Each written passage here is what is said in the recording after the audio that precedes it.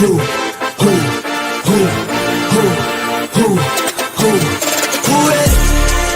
We ready? Who ready? We ready? Who ready?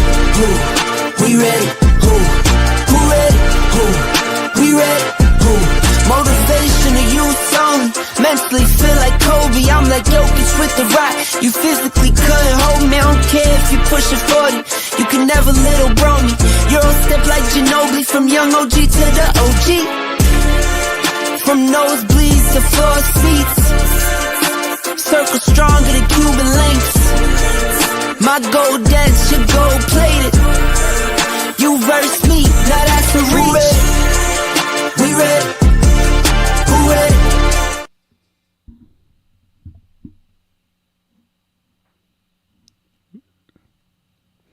Good evening, everyone. Welcome to another edition of the One-on-One Sports Show here on the Black Man Unfiltered Network. I'm Mr. Bennett. I'll be joined by my partners very shortly. I think the coach is in the back. But good to have you guys with us here on this Wednesday, certainly in the middle of the March Madness and everything that's going on. But again, appreciate you guys coming on tonight. Just make sure when you come in, make sure you hit the like button as you come in. Really helps and supports the show. Also consider dropping a Cash App or Super Chat to the Black Man Unfiltered Network. So again, you'll see the Black Man Unfiltered Cash App scrolling at the bottom of the screen, but you can also drop a Cash App to the show. And certainly anything that you want to give us personally, we appreciate certainly your patronage. You see our Cash App scrolling at the bottom of the screen. But, certainly good to be with you guys. Coach, it's good to see you. How you doing, sir? How's the health? And, what's going on with you, sir? It's another day, man. I'm blessed to be here and just dealing with what I can, the best I can. And, just trying to make sure the wife is good. She's okay. She's getting it together. So, what's going on, guys? Hopefully I'll be all right, man. I'll be all right. How about yourself? How you I'm doing? doing great. I got a few more days wrapping up marriage season number 29. So that'll be Sunday, and going off to the island of Puerto Rico for a few days. So, just to kind of, get a little R&R a little bit, and so definitely looking forward to that. But now it's been it's a blessing, and just counting down to the end of this season, and hopefully another championship, if you will, in the marital books at that particular time. But we also joined by our guy Dante. Appreciate you being here, sir. Diehard Texas Rangers fan. What's going on with you, sir? You're on mute. You on mute, sir? He's still working. I think he's still working out his mute there. So I'll give him a minute to work that out. You can just do a test, whenever you're ready for that, sir.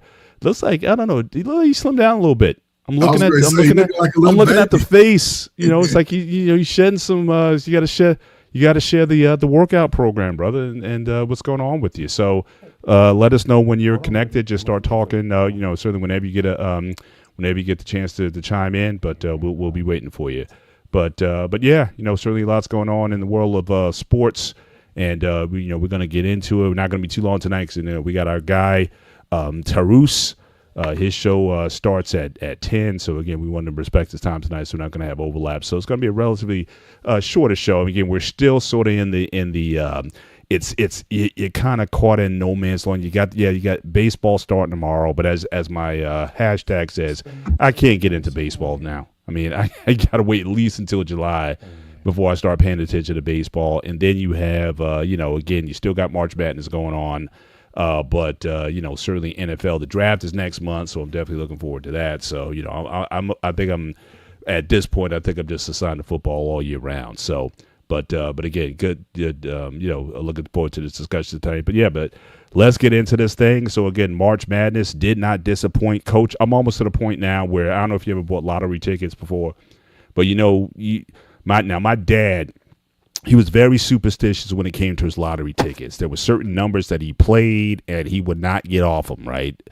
He was the type of guy, if he saw an accident on a highway, he would go and look at the license plate number just to see what it was, and then he would play those numbers. So again, he had his own system when it came to this. I'm almost to the point now. I'm like, some people just go there and just give me some randoms. All right, so I'm hearing some feedback. So I think Dante, that might be you. So I think just set it to just set it to your speakers, your headset, and you should be okay. But yeah, so I'm almost right. You know what? Just give me some randoms. Instead of me, I'm too lazy to try to figure this out. That's how I feel about the NCAA brackets at this point. I mean, if I would have chose my brackets, I already be half my bracket would be busted at this point.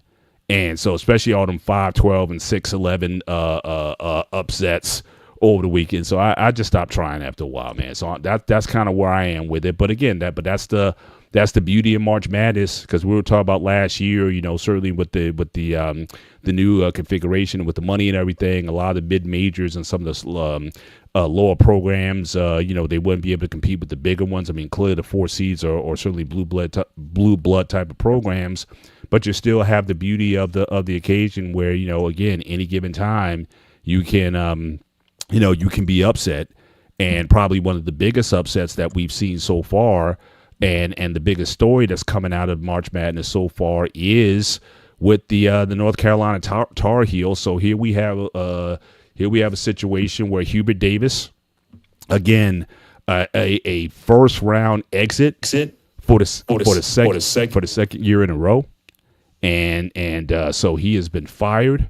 As the now they said let go, but we all know what that means. He's been fired as the coach of North Carolina, and you can certainly see to the right, you can see his coaching record at this point. So again, the first year was great. He went to the Final Four, lost in the final game for the championship. Yeah, I think they were up 15 in that game before he lost it. But then it's sort of been a downward spiral. He missed the tournament the next year. Then the third year, he got to the Sweet 16 and got exited. And then the last 2 years, bounced in the first round. And granted, a lot of people are saying he didn't have his best player. Caleb Wilson is his best player. Apparently, this guy's going to be a lottery pick, come the draft. So you can say that. But they were up 19 points in the second half of this game and still found a way to lose it. And apparently, they didn't make any adjustments to ice the game. So he had a meeting, and so he's gone. And this coach actually breaks a lineage string. You figured for this the first time since 1961 where you didn't have, shout out to Mandrell in the building. Do you have to give hate so far in we just started the show? Can you save your hate for a minute before you now again, if you want to talk about, I sent you a link earlier. If you want to talk about towards the end of the show, if you want to talk about the boxing matchups that I sent you before, I'll send you the link if you want to join the show. But you got to behave yourself out there. So I'm just saying, yeah, I'll bring you to the combo if you want to be here, man. But don't be hating on the show this early once we got into it. Dante, how's your audio? You still working on that? You good? You unmute yourself. Okay, still can't hear you, sir. Still can't hear you. Can you hear me now? Now we can hear you. Okay. I got you. All right. So now I'm still hearing an echo though. So you got headphones? Yeah, I got some headphones. Let me get my headphones set up. Yeah, because we can hear I'm the listening echo. now because it's just me and my son here. And right. So I'll just hold on. Let me get it set up. Hold on. Okay. Just mute YouTube in the background. I think you got it playing somewhere else. No, but he's got to hear. No, it's the echo thing. Let me get some headphones. You'd be good. But yeah, man. So again, certainly 5-year run, and he's out. But this, as I was saying, Coach, this breaks a lineage. So again, you had since 1961, you had Dean Smith, who coached North Carolina for 36 years, 2 championships, which is a little underwhelming in my view. But still, two championships. Last championship was in 1992. That game against Michigan where, Chris Webber kind of dribbled the ball out to lose the game. But then you had Roy Williams came in, won 3 rings with them. And then the success was Hubert Davis. So this ends the lineage of North Carolina passing the job on from Dean Smith to Roy Williams to Hubert Davis. And now, you got a new AD that's coming in, and, so they're going to, definitely change some things. So what do you think of the firing? Was it justified at this point, or should they give them more time? How much do you put on the Caleb Wilson injury? What's your take on the firing, and where do you think? Well, that'll be in the next block. Who do you think could be the next head coach? So, your thoughts on Hubert Davis and in Carolina? It's funny. I was surprised when they hired him in the first place, and I thought that they would have better teams going forward at that time. But then I think right before COVID, he was the hire. Then they had that old debacle, and then players just seemed to start moving around. Yeah, and it's unfortunate that one of the best players, because players are taking these stands now where they sort of sit out, if they are projected to be in the top 10 or whatever as far as the NBA. So you put a lot of strain on your team. And I just thought that his teams always started out strong but ended up finishing sort of poorly. I just didn't know what was up with that, maybe as coaching style, because I always thought players should be getting better and wanting to play towards the end if you got a chance to, be number one, because they're in the ACC. So, it's just unfortunate. I don't know if he'll coach again. He may get another job, but maybe not a Power 5. But, yeah, I'm not surprised. North Carolina, you expect them to at least make it to the Sweet 16. But, yeah, he had too many seasons where he didn't, hold his team to perform at high standards. So, just unfortunate. Yeah, for sure. Shout out to, again, Chauncey Billups, 381. I think Herbert did a good job. The man should not have been fired. Roy Williams got beat by Duke. He had a good season. Yeah, I mean, does this open up conversations about the leash that certain coaches get? Like I said, Dean Smith was there for 36 years. Yeah, he was the godfather. From 1961, he won his first championship in 1982. Because I'm hearing all these North Carolina fans talking about, it's about winning championships. But you were there for 20 years before you won your first championship, and then another 10 years after that before you won your next one. Again, Roy Williams got 5. I mean, even in Mike Krzyzewski won 5 in 40-something years that he was there. He came to Duke in 1980, and he got 5 rings. And I don't think we'll ever have a point where you'll have like the UCLA coach Wooden. I don't think we're ever going to see that again, where you just win. I mean, you got Kareem for 4 years, and then you got Bill Walton for 4 years, and you win like 6 out of 7 championships, something like that. I don't think we're ever going to have those days again. And in fact, and I certainly don't think that we're going to have these long tenures in college basketball like that again. Again, with the portal and just things moving, like no job is going to be secure or guaranteed by anyone. And certainly, I think that it's a win now league. I mean, you got the one and dones or whatnot. So, but again, I just want to point out that for a lot of these great Hall of Fame coaches, to win a championship is a pretty rare thing. I mean, let alone back-to-back. I mean, I think Donovan, who's actually up being considered for the job, he won back-to-back in, I think, 07 and 08. And then you had, I think, Krzyzewski won back-to-back 91, 92. So, but again, you've had some great college teams, the UNLV team, the Georgetown Hoya team. It's difficult to win, let alone repeat. So again, but as far as him getting an opportunity to prove himself over a longer period of time, do you think he got enough of a leash again compared to, and again, I know we don't necessarily want to insert race into it, but, certainly, do you think that was a factor, and just given how a lot of these other coaches get a time, long time to build a program? No, I don't think so in his case. He's been there 5 years, so he's had a chance to get his recruiting class in there and get the guys he wanted in there over those 5 years. And, and North Carolina is one of those schools with the high standard. Well, that's the second question I was going to ask you, because I don't know if, especially with the changes in college basketball, can we say that I know historically North Carolina is like top tier school for college basketball. Can we say that with the new dynamic in college sports is North Carolina? I mean, because Duke is down the street, and Duke is getting guys into the NBA left, right, and center. I mean, if I was a player, if I had a choice between Duke and North Carolina, which one would I pick? I don't know if North Carolina is still on that apex, in terms of one, championship contender every year, or two, getting college players into the NBA every year. So I don't know. Do they still, in your mind, have that same cachet, or are we just reminiscing about the 80s and the 90s and 2000s when it was like, half of New Jersey where I'm at, everybody was like a Carolina fan because they remember when Jordan was on that team and Perkins and James Worthy and those guys, so they became sort of like a national team in that time. But is Carolina still relevant that way, where they're going to get the top recruits in the country, or are they going to continue to go to schools like Duke or even Arkansas? I mean, you got Coach Calipari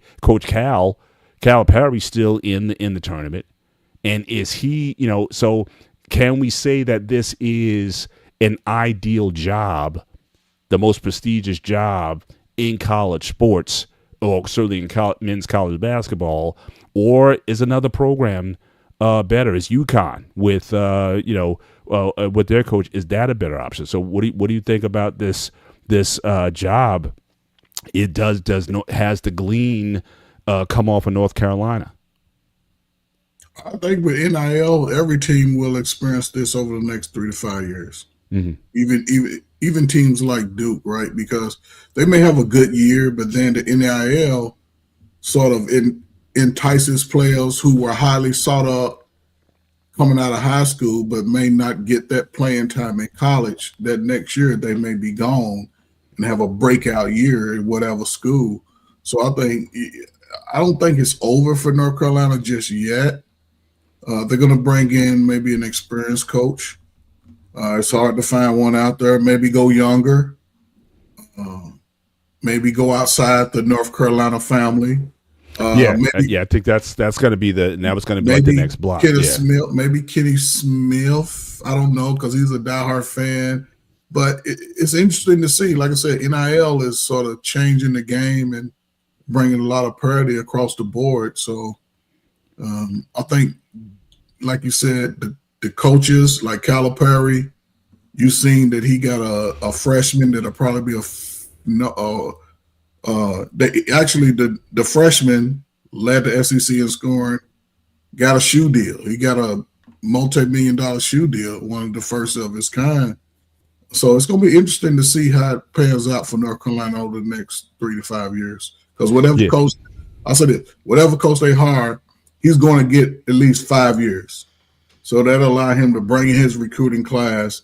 And then with NIL, like I said, a year or two breakout, Duke offer you $1 million or SC offer you $1 million. Players are bolting for the money now. So it's going to be interesting over the next few years. I hear it. Shout out to Shawnee. What's going on, sir? How you doing? Fine. I had a contractor come over here. He was going around about to give me a quote to install a French drain. Oh man, a drain? Not the most fun purchase in the world, but sometimes it's necessary. So I know all about that. Yeah. It's a rain that's eating up the side of the house. Did you say drain, Shawnee? French drain. French drain. Yeah. French drain. Yeah. Man, they got to break up the concrete. No. Oh, you talking about foundation? No, not that one. Okay. The French drain is just basically something that they ultimately going to connect to the downspout of my gutter, and then like kind of build like a drain that heads towards the street. Yeah, take the water out. Rain go from the gutter down the drain, exit out the street, so it won't be pulling up on the side of the house. Right. I heard that. So Shawnee, so your thoughts on again Hubert Davis, 5-year record. We showed his record earlier. So again, he got to the final game in his first year. Then he didn't make the tournament the next year. Got to the Sweet 16 the year after that, and then first round exits in that last 2 years. Did you agree with the firing? And then also, who do you think could take that job? And I guess a follow up to that would be: is North Carolina still that prestigious job? Is it still the darling of college basketball, where that's the place you want to be, or have other schools like Duke or UConn or whatever has surpassed it? Because are they still getting those 4- and 5-star recruits like they used to get back in the day, and send all those guys to the NBA. So again, those kind of three questions on the table. The coach, who do you think could be the next coach after that, and is it still a job that a lot of the top guys would want? Would a Calipari, for example, leave Arkansas to go to greener pastures going to North Carolina? Is that such a desired location? Those three, and then hopefully Dante, hopefully he's got his audio. So I'll get his feedback, and then we'll move on. So your thoughts on those three? Yeah, I think UNC is still one of the premier college basketball programs. Right now, they in a valley, so it's easy not to talk about them currently. But let them get a good head coach and have some success, and watch that alumni pour money into them. So they just not having success. I think I heard it on First Take today. I think the one thing, 'cause, they main rival is Duke, 8 miles down the road, and Duke was all about Coach K. And then when he retired, normally it's just incredibly hard for an incoming coach to fill the shoes of a legend. I mean, you seeing it right now in Alabama, and just even though New England went to a Super Bowl, but Belichick's shoes gonna be hard to fill. Was the same up there in Duke, but their new coach, John Shire, literally came in as having instant success, just instant success. So UNC, you got Hubert Davis over here, and you literally have this rookie young head coach over here at Duke just running laps around you right now. And so that really puts, especially how that rivalry is. Oh, they just looking over there, just scowls all on their face because they don't like the success that they have and their arch rivals having. But here they go, they make it to March Madness and keeps getting booed out the field of 64. So one thing I didn't know, but for the longest, for decades, UNC always, their head coach is always in the UNC family. And I even heard to the extent that even the wives are UNC family. They got the coaches and their wives all from UNC. And I think, which I believe I heard earlier, that they say they are going to look away from the UNC family. They're not going to coach from within per se, because there's a lot of good head coach candidates out there, but you're going to keep just narrowed down just because you want to have somebody who was UNC because you want them to understand the UNC culture. All right, then you're not going to have, you shrinking your availability pool. You're a major college program, so there's going to be some names out there, but they eliminated just because they don't have UNC pass, with them. Then that's kind of, to me, that's kind of just a dumb path to take. But yeah, I'm not really, like I said, I'm not really surprised about Davis being let go. Like I say, because they constantly looking at Duke and how John Shire, literally, right when Coach K retired, Shire came in. Duke still looks the same. They still a potential Final Four team immediately after Shire came in as head coach. And UNC is on their level. That's why their rivalry is so big. But meanwhile, UNC under Davis has been going down. They can't even get out the first round. Duke's still making it to the Final Four under a brand new head coach who's been there for like now what, three or four seasons, but he's young. So yeah, I think it's time, and as long as they go outside the UNC family, I think that's great. Now you bringing up these other, I don't think you need to like Calipari. Let him stay at Arkansas. There's other good coaches. I mean, I just been talking about Duke and their young coach. Bring in a good young coach who could potentially grow and build. Because college coaches, once they build a program, they pretty much dictate when they gonna leave, and they could be there till retirement, 40 years if they have a success. So just get a good young coach. Do not just stick to the UNC family and move from there. But I Yeah. really do think that the success that Duke is having with their young head coach, you already know 8 miles down the road, UNC is just keeps looking at them.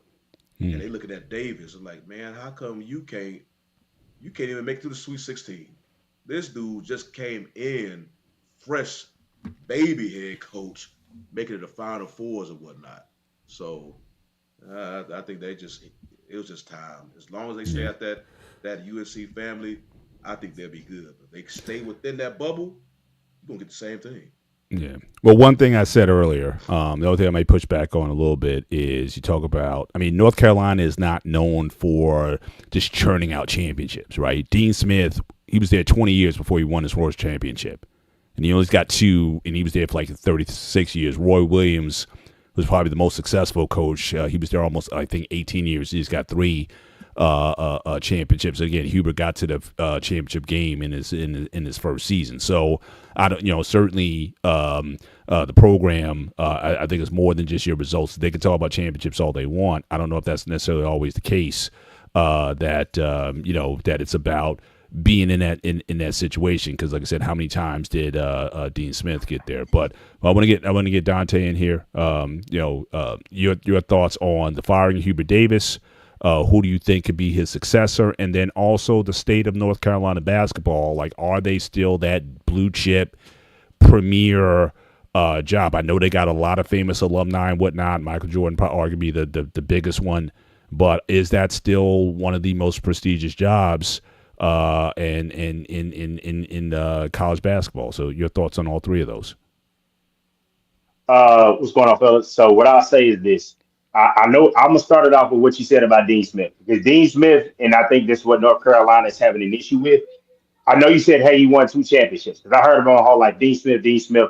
Those old coaches, the standard was a bit different. Because, unless you're John Wooden, I heard you say that's just not going to happen. Kind of like Bill Russell. That's not going to happen. You can't even consider it. But Dean Smith, the 11 Final Fours, the 13 ACC tournament championships, and the 2 rings was kind of the icing on the cake. The 879 victories. So all that in totality and what he built for the program to have it in that case, that's why he is who he is. And people wouldn't put Roy Williams this 3 championships over him. But what I will say is this. North Carolina has a history. Because I remember the name. Matt Doherty was the guy that was in for a hot minute. They was excited about him. They got him up out of there. And brought in Roy Williams. And that brought it back. So they need to let Hubert Davis be the Matt Doherty. Because after Matt Doherty left, they brought in a great recruiting class with McCants and those guys, Sean May. And then they won the titles. They won in 05, 09, and then 2017. And with a lot of runs in there. I think they lost to Villanova that time on the last second shot. So if you need to be in that space, because the quickest way to get fired, any college sport, football, basketball, if your rival's doing great and you're not, you got to go. Because I was for sure that as great as Coach K was, he was going to be gone. But Duke changed his formula because Coach K went from the college guys to one and dones. And once he got one and dones with that Duke money and that prestige, and I would say, coaching for Team USA took him to a level that North Carolina couldn't quite match that. So you got the Kyrie Irvings and those guys seeing him around pro-level guys, and it worked. North Carolina also hasn't had an all-star in this guy because North Carolina used to be growing up. That was the team that got the pros, and Duke was the 3-4-year guys. They had the psycho teams. Now North Carolina got the psycho team. It's like, hey, I know Marvin Williams got drafted number 2, but was a bust. Where's even Ty Lawson was a good player. Where are your NBA guys? And now you think, hey, Caleb Wilson, he's going to lead the way. He didn't get fired because Caleb Wilson wasn't healthy. You got fired because you keep losing it first. You, even as a 6 seed, you got to have enough talent and enough coaching to win that game. He was up 19. He was up 19 in the second half. You got to go. As soon as he lost that game, it's like, you have to go. And my thing is, Hubert Davis did some things to make himself look bad. And now he will always be remembered for losing that championship game up big and in his opening press conference, my white wife. Like, you're going to be remembered and clipped by that. And it's just like, golly, every black sports writer has been, but my white wife. And it's just like, dude, that you got to live. You got to hold that forever. But what I will say is, Charlie, I wasn't even going to go with it. You you picked the scab off of that one. It's been on my timeline, and I'm like, bro, I can't not say this. I can't not say this. That's what when you said this, I said I'm not gonna tell him I'm gonna rule that out. But when you said, I said, hey, don't forget about Hubert Davis. I almost typed it. I was like, now I'm gonna save it for the show. No disrespect. I'll say this: they got the NIL money. That's not the problem. They may need to find that coach like at a Providence. I know they got a new coach. One of those guys that's at the mid level that just doesn't have the resources that, or even the guy at the mid major that you keep losing your guys to the Dukes and the Carolinas. But you gotta find that coach that you got the money, get the talent, and match them that can recruit and get the 5-star. They'll get a 5-star like a Caleb Williams. Duke has 3. Duke has 3 and a top transfer. So if you should, and then college has changed.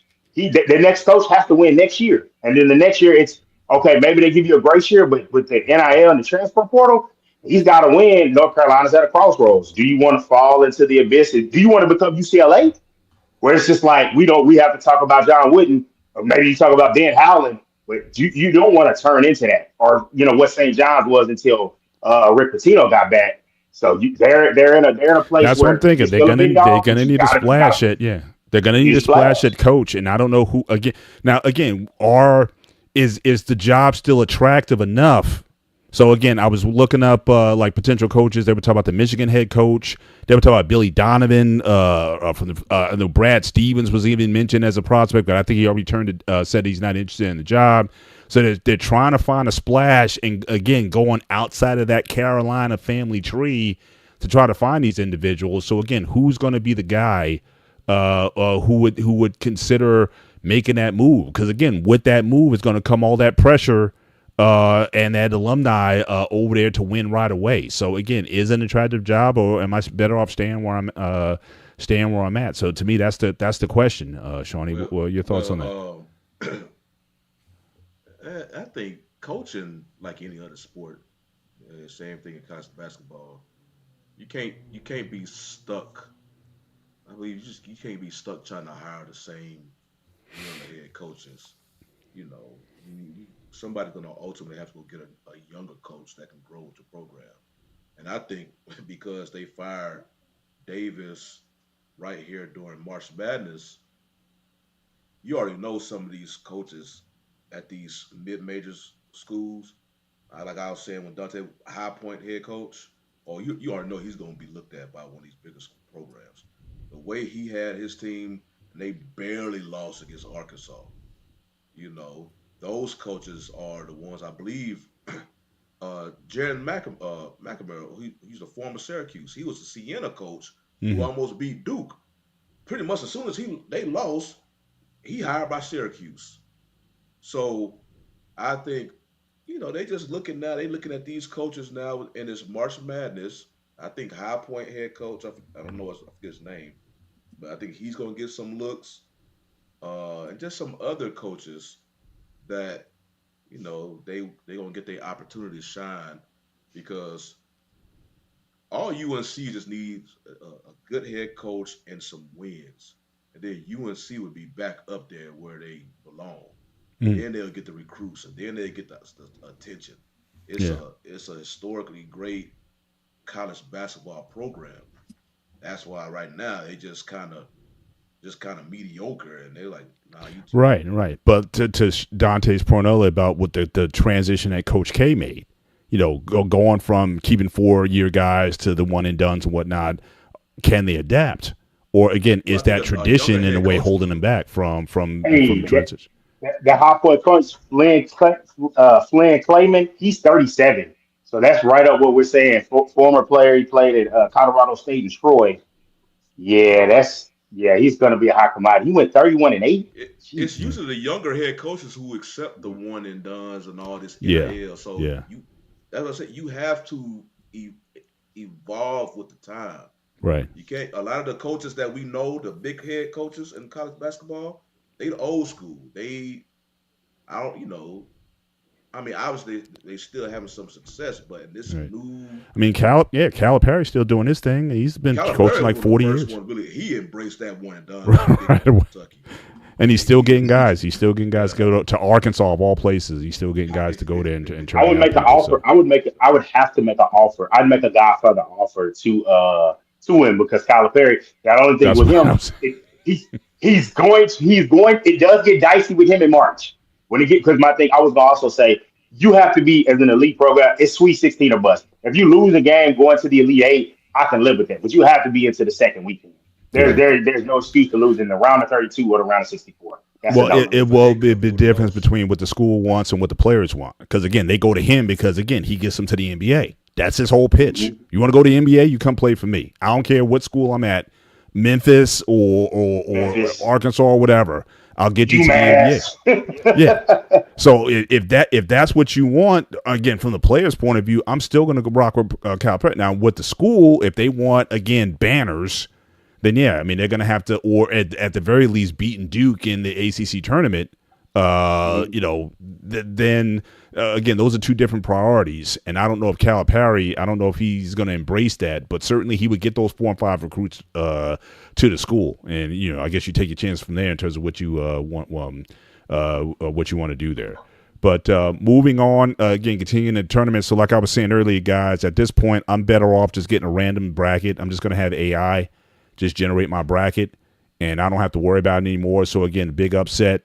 Number 1 seed goes down. And this was a good game. I don't think this was necessarily Florida losing it as much as just I thought Iowa just played tough.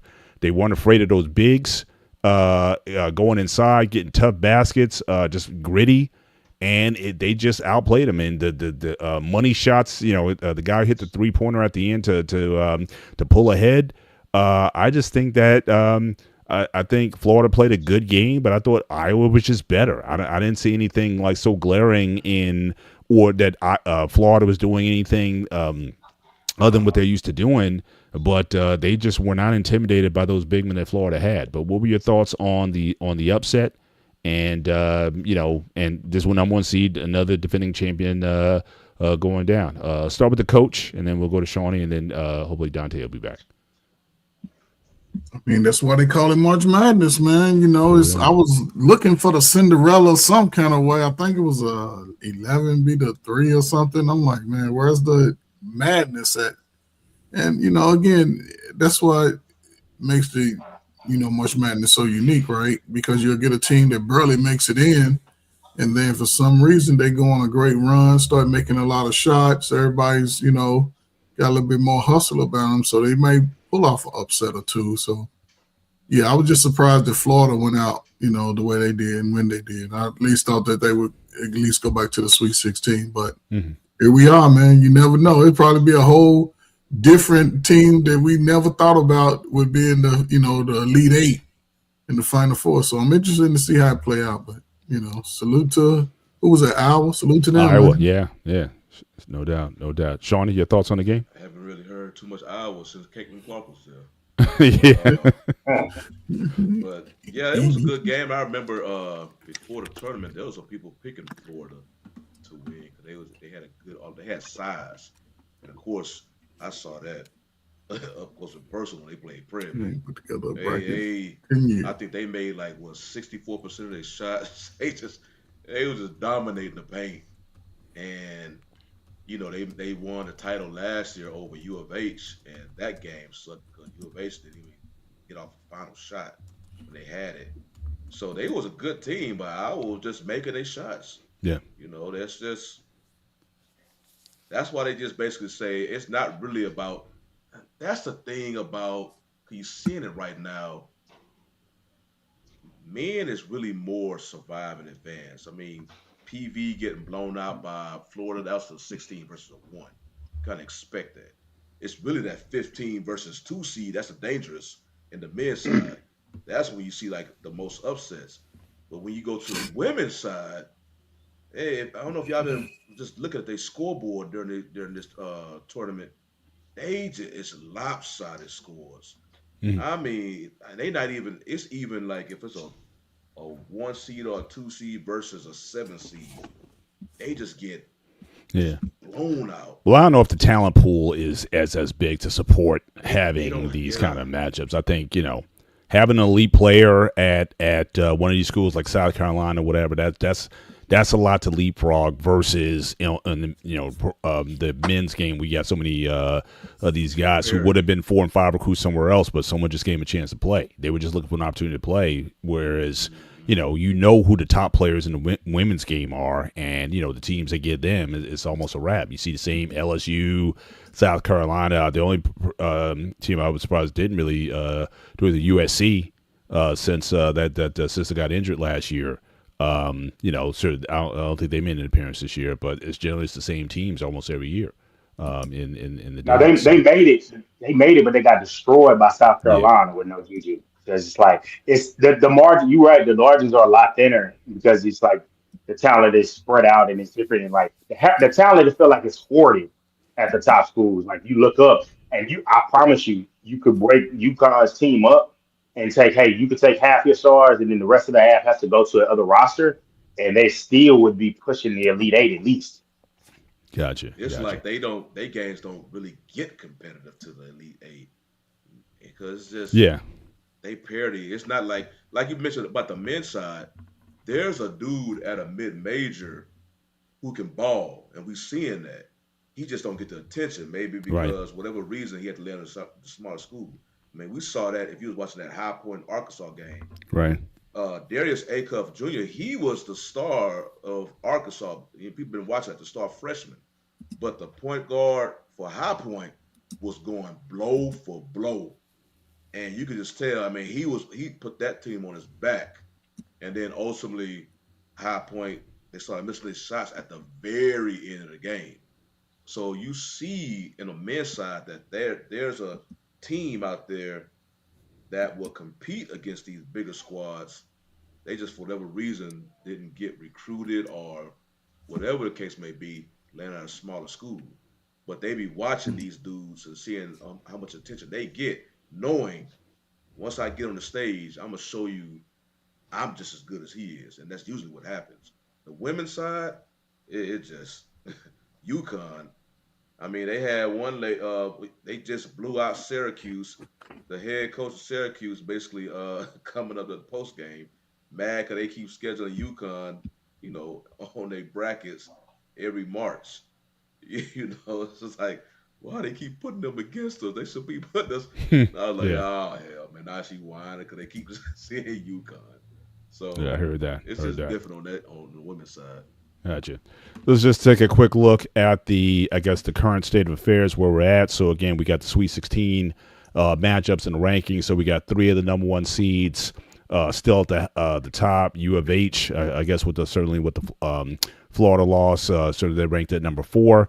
Shout out though to again Calipari finds his way into the Sweet 16 again. So it's like at Kentucky, out the got as far, but yeah, so he's going there, and then shout out to St. John's, Rick Pitino. The guy has 9 lives. It don't matter. He could be having relations on a table in a restaurant or whatever, and he still gets his dudes, and he still gets to the dance.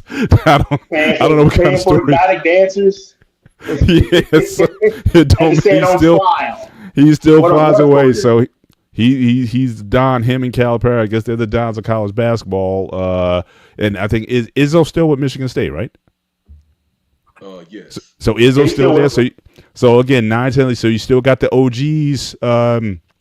Certainly still in the game. But that would be hilarious if Pitino gets to a Final Four or whatever. And I wonder if people bring that stuff up. But you would think if anyone's career would have been over, it would have been his. But he finds a way. He's won almost at every level, even NBA. I know he didn't win a championship with the Celtics, but they were competitive for a lot of years, and certainly with the Knicks. But he's a winner. That's all. He's like, to me, he's like Larry Brown. You put him in a situation, he's always going to be there. So I'll be definitely looking to see, because you got a lot of these younger coaches who are there, like you said, Shire with Duke. But we'll see if he's got to go up against Pitino or Calipari, whether or not they can win certainly at the end. So, again, we'll be looking for the action. I think it starts on Thursday or Friday this week, and when Sweet 16 starts. So we'll be sure to follow up the action. But let's move from here. Let's move to the NBA. The only story I had out of the NBA was unfortunate. I mean, Detroit has certainly been on a they've been leading the East for most of the year, but unfortunately, Cade Cunningham has a collapsed lung, and he might be out for the rest of the season. But again, they're holding firm. They got a 5-game lead on Boston, but Boston's been playing a lot better. Tatum's back with the team, so we'll see if they can make a run to overtake them. But your thoughts on Detroit, and do you think they can still? Who do you think is going to come out the East? I guess is the question I want to ask. I'll start with the coach. Your thoughts on the current standings, and do you think that Boston, New York, do you think they will at some point overtake Detroit, or do you think they got enough to hold on with? I think that injury with Cade is going to be significant down the stretch. Right now, they're in a battle with Atlanta, who's been winning consistently over the last 10 games. But it's going to come down to the wire, man. I still think with Tatum coming back, man, it gives Boston another 20-point weapon. And I just hope he don't do too much and get re-injured. But I think this whole, even with Cleveland, man, it could be anybody's, I guess, division to win as far as overall number one in the East over these next 5 games. So it's going to be interesting to see how it plays out for those, at least those top 4 teams, because New York has won several games in a row. So everybody's clicking right now, and it's just going to be interesting to see now what they have. It's about 12, 13 games left. So yeah, teams can come down the stretch, man, and never know, man. Boston could take over with Cade Cunningham out now. So it's going to be interesting. Good. Shawnee, your thoughts on who you think is coming out the East? Can Detroit hold on? I had my money on Detroit, but that Cunningham injury is huge. I don't know how long he's going to be out. Maybe he'll be back by the playoffs, but that's huge because definitely New York definitely did not want to see Detroit. Now with Boston, because they was surprisingly good all season, and then they got Tatum back. Now since Tatum been back, he's been struggling with his shot a little bit, which is expected. He got to get back in the rhythm and all that. But only thing about Boston, because Tatum came back, I don't know if they was expecting it or what this early. But because the team was they had a good connection going on, and then you put Tatum back, and the chemistry is kind of and you kind of see it. So like I forgot Derek White, his numbers, his shot attempts went down a little bit Right. when Tatum came, and it's just all the chemistry just has to get back, but they still have time to get that back before the playoffs start. Cleveland, I think they can be the dark horse that could potentially make their way up at least to the Eastern Conference Finals, because Harden, he's not the guy anymore. He don't have to be the guy. It's Mitchell. Harden, you just provide offense when you can, but we're not going to rely on you.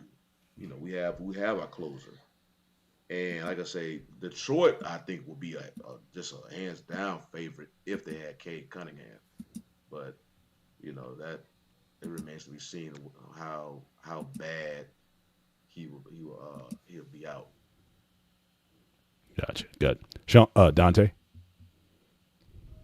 I'm looking at the standings.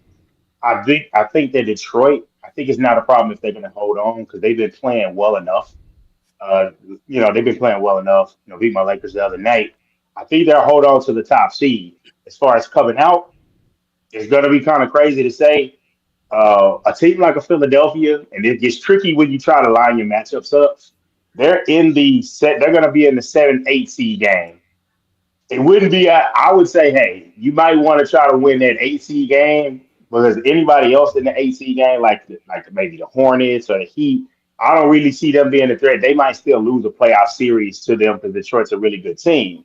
But when it goes to the second round, when it gets to the 4 or 5 matchup, that's when if Cleveland can, make it. If James Harden doesn't show up too early, to where it's just like, hey, it's playoff hard, and he just, messes up in the first round. You could look at a chance to beat a team like Detroit and getting into at least to the conference finals. But I don't really trust anybody because my thing is the Knicks, the Celtics, y'all are gonna remember what happened last year in the playoffs. So I hate to say it, and I don't want to say it, but it looks like it might be trending towards Boston. But I won't say it officially, but I said it's trending. I'm praying somebody else can. I'm praying Kay Cunningham can come back. Something. I'm trying to see Boston win, but it's looking like Tatum has came back. It's done better than I thought. I told my friend they were like, hey, you think? I said, what if it messes up the chemistry as far as like somebody else has stepped up to be the guy, and you're gonna come back? If they're gonna come back and you're just gonna play like 20 minutes a night, it's like they were gonna leave you on the bench. They're gonna come back and Missoula is going to be like, no, you're here. I'm playing you the regular workload because you're healthy. So I think that hasn't really transpired yet. But I want to. The interesting thing to me about the playoffs is let's see what the Knicks do and how they panic if they get like bounced in the first round or something like that. Because you literally fired you fired Tibbs because it just wasn't enough. It wasn't getting along. You didn't make the finals. What is that crazy fan base going to do if they fail? Gotcha.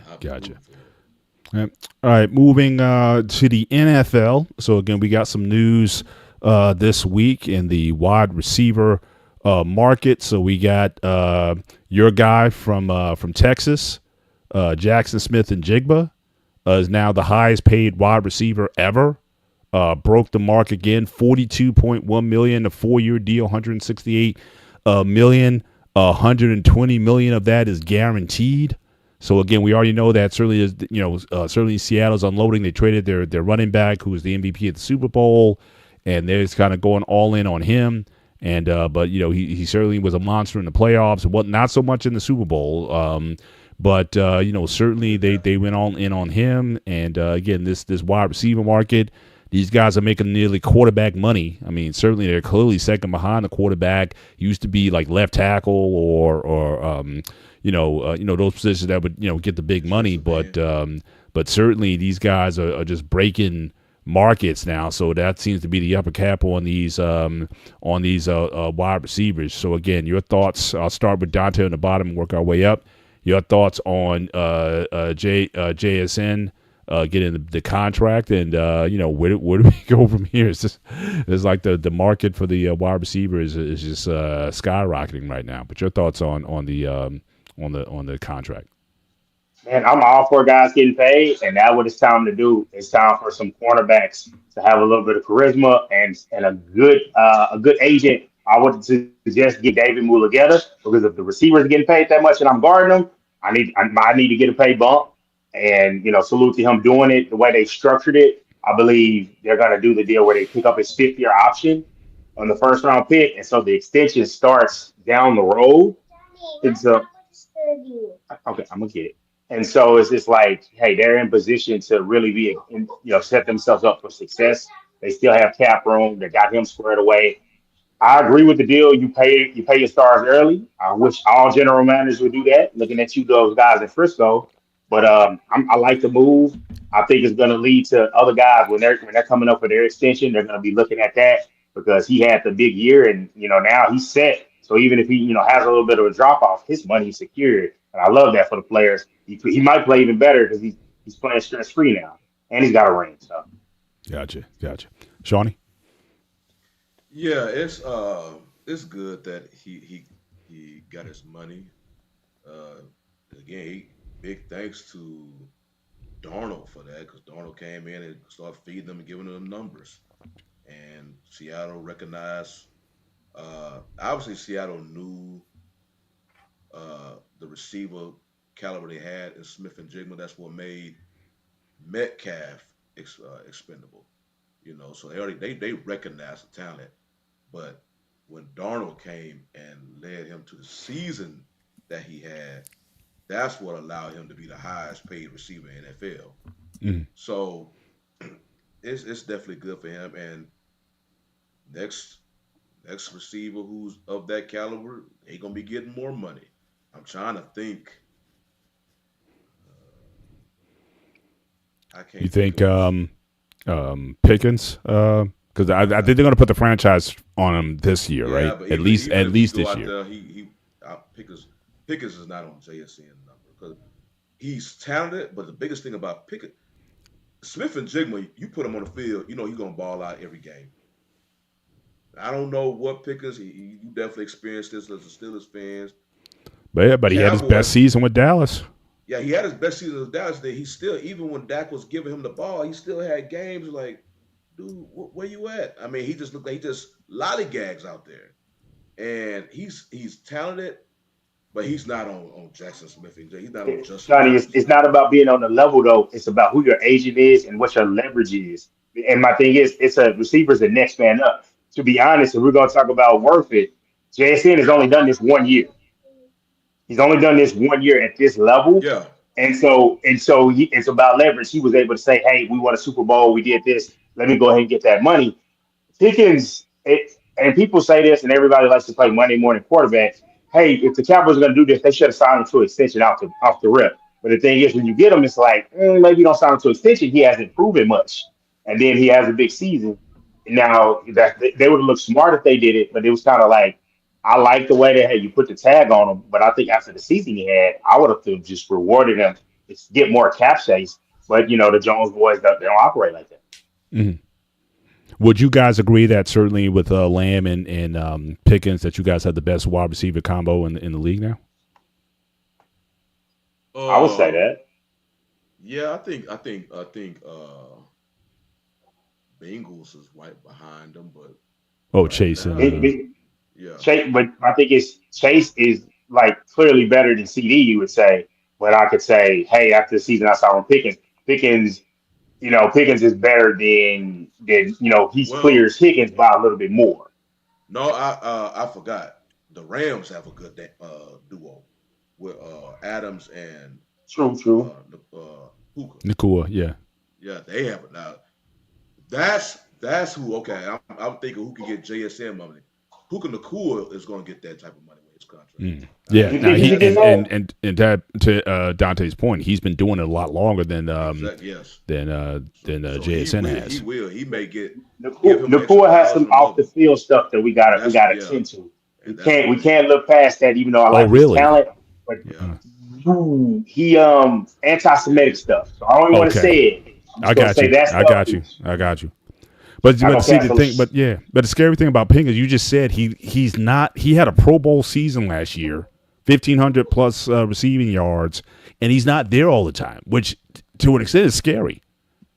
What he could be if he got his head right every game and been up every game, he could be a 2K receiver. I mean, you just don't know. I mean, Coach, your thoughts on the wide receiver contract, and speaking on Pickens, what do you think his ceiling is?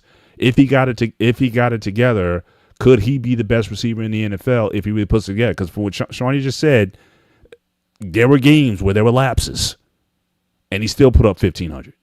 So your thoughts on those two things? I was surprised that Seattle did what they did, but they gave away their Super Bowl MVP running back. We're going to see that they're going to miss him next year.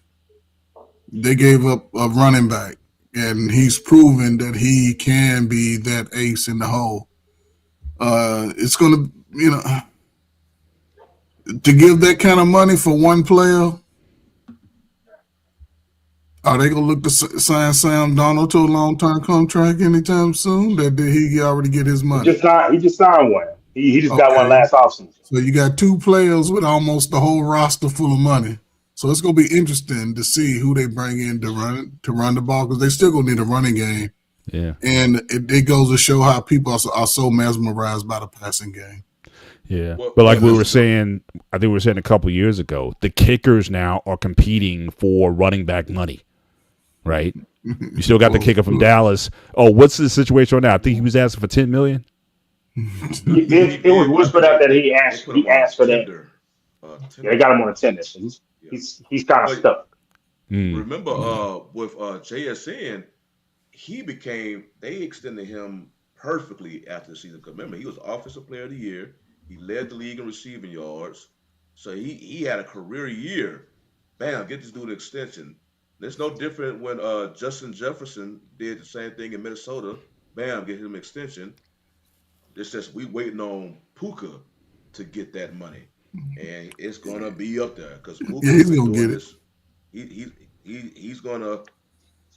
It's I think he's gonna get more just because he's been doing it longer with the Rams. Because they on the same Puka and Stafford just they are. I think that's the best QB receiver tandem right now in the NFL. Hold up, So, man. but it's Come just on crazy to now. me how Stop you it. you tying up. Whose numbers between them two dudes I compared no, I to get that. I'm just saying it's just overall crazy how between your quarterback and your wide receiver, they taking $90 million of your cap. It's just ridiculous. Because again, Darnold, like you said, Darnold's going to get paid, and if Nakua, he's coming off an MVP season, so I don't know how many more years he's got. But I'm like, why not? I got to your point, I've got one of the best wide receiver combos in the NFL. I was within a hair of getting to a Super Bowl. Even though I'm older, I'm over 36 years old, but I just came off an MVP, so he may have 3 or 4 more years in the tank. So you're going to pay him. And if the Kuka, so again, he's going to push, 45, or are you going to break the 50 mark? What do you think? I think he's gonna get at least 45, 50. I know the cap is getting larger. It's gonna keep getting larger for some seasons, but I think he's gonna at least get 45. But yeah, the QB and receiver, they get a lot of money. It just that's today's NFL. That's crazy. Again, that money, it used to be the quarterback, left tackle, maybe your wide receiver. Well, yeah. And now it's like it's totally flipped on its. I just looked at it. We are. I know offensive line play is a little bit down in the lull, but if you look at the left tackle, now there's some guys getting some good money. But I got the contracts looking up as far as the average a year. Laramie Tunsil at 30 million a season is the highest average annual value, and then that's followed by Rashawn Slater at 28. Trip Williams still up there with 27, rightfully so. And then I think the left tackle for the Seahawks, Charles Cross at 26. So It's like expect for that market, especially if there are some. Now the thing is, we haven't seen a lot of the star tackles, really come to the draft and develop. Now I know next year's draft is set to have some guys at left tackle that are going to be really good. The tackle that came from what's the name of the Dion School, Colorado. Jordan Seaton, he's projected to go pretty high, and he has a bright future. The tackle at Texas, Trevor Gooseby, because left tackle has been a tough spot in this draft, where there's only like 1 or 2. So yeah, I think there are more guards in this draft coming up than tackles. I think at least from the draft boards I've been seeing. Yeah, lots of guards coming out. But it's just amazing. Just if you just on a plot on a curve, the wide receiver cap is just gone. I mean, it's just gone skyrocketed. I thought the quarterbacks were getting out of hand, but now it seems like for the wide receivers, it's just a different ball game at this point. But speaking of ball game, we're going into the MLB season. So again, opening day coming up. So again, the Yankees open up against San Francisco. I wanted to get your guys, because again, I missed you guys last week. So last week we were coming off of the WBC, which was certainly very successful. They had they had the highest ratings on FS1. I think almost 8 million viewers. Very successful format. Very exciting. If you're into like classic baseball, you want your 2-1 games. Certainly you got a lot of that. So I wanted to get your thoughts, I guess, on the last 2 games with the U.S. So the U.S. over the Dominican Republic.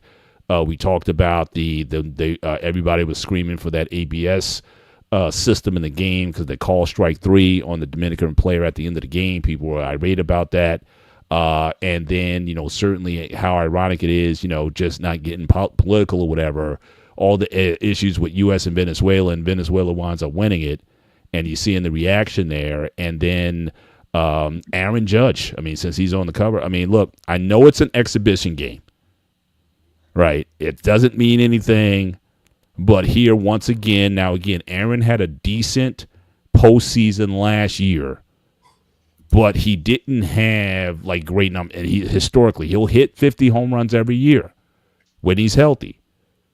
But in the big spot, again, he had chance 2-1 game In fact, guy hit the 2-1 home run to tie it up, and Judge 0 for 4, 3 strikeouts. So my thing is the moment too big for him? I mean, look, A-Rod had that same flag. A-Rod was the same way. MVP type seasons until he had that breakout 2009 when the Yankees won the World Series. He was wearing that same thing also. So your thoughts on the WBC overall, and the other thing I want to get your opinions on, should the MLB just go all in on this? Like All-Star game, All-Star weekend, no one's watching. Home run derby is just like the NBA dunk contest. You don't get the stars in anymore.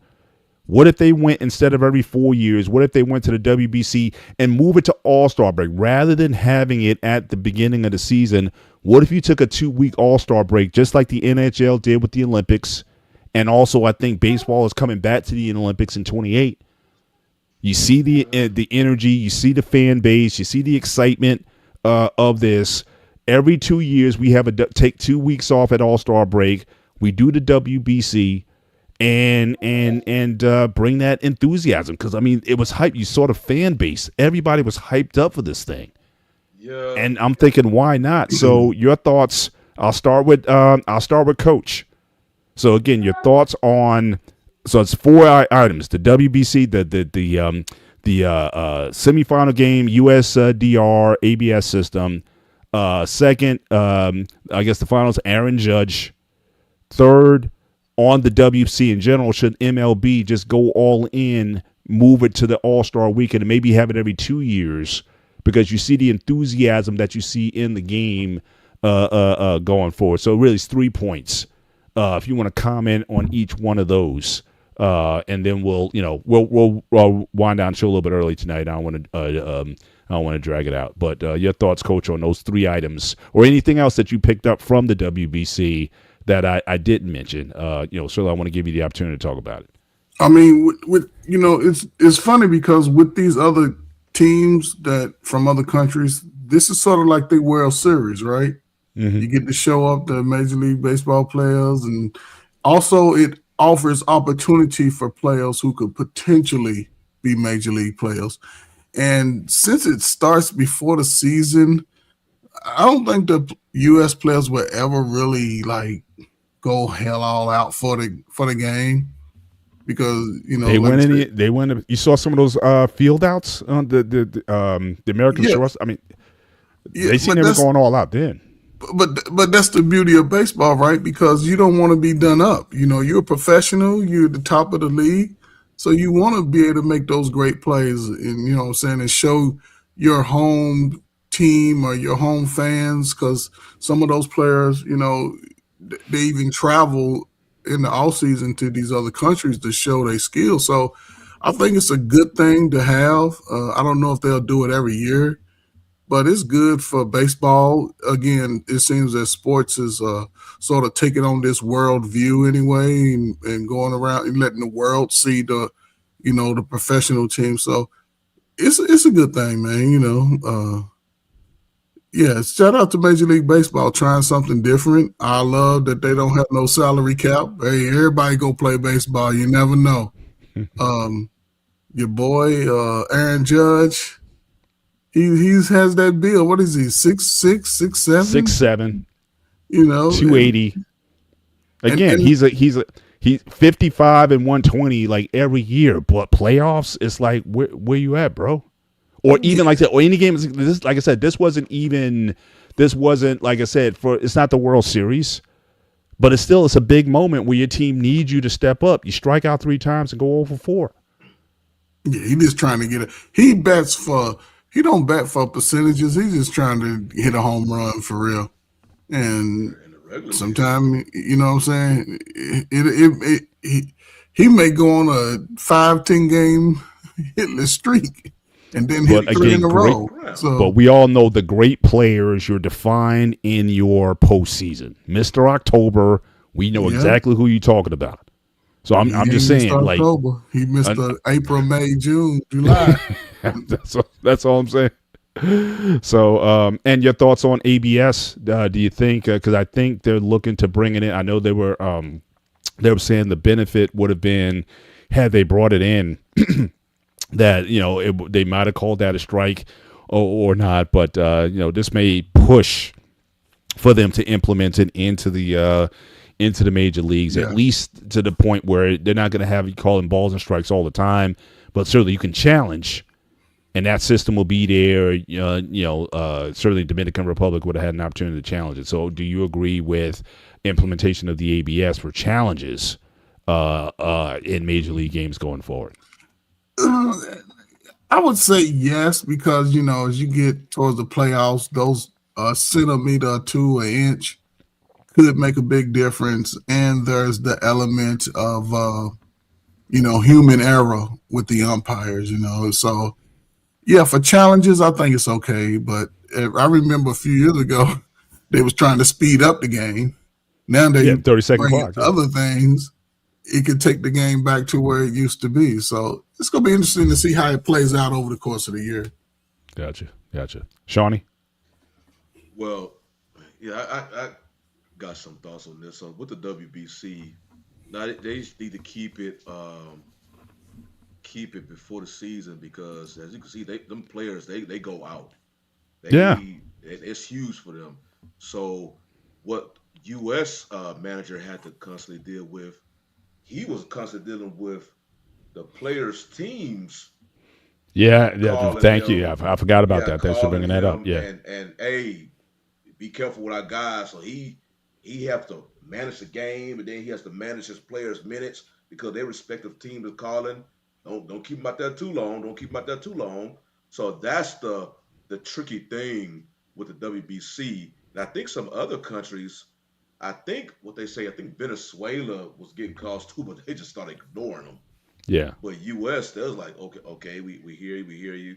So they was trying to, because these teams invest a lot of money in these respective players. So the players are going to go out because it's huge. The atmosphere is big.